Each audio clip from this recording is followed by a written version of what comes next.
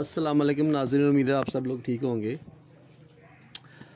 नाज़रीन, आपको एक ऐसी खबर दे रहा हूँ जिसको सुन के आपके नाश्ते का मज़ा जो है वो दुबाला हो जाएगा।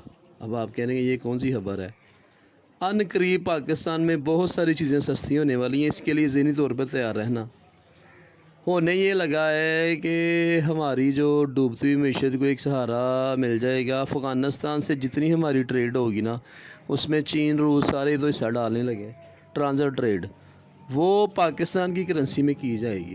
तालिबान ने इसका ऐलान कर दिया और उन्होंने ये भी कह दिया कि अगर इंडिया ने हमारे साथ प्रोजेक्ट मुकम्मल करने हैं तो अब जो कन्वर्जन है ना वो पाक रुपीज़ में होगा। ये सटीक खबर है, ये ना समझना कि ये हवाई खबर है। इसकी जांच पड़ताल के लिए आप इंडियन मीडिया भी चेक कर सकते हो, ठीक है। बाकी भी आप रिसर्च जो पेजेस हैं वो देख सकते हो, जल्द आ रहे हैं। तो ये खुशखबरी मैंने आपको दी है। अब तो मेरे चैनल को सब्सक्राइब कर दो। जज़ाकल्लाह।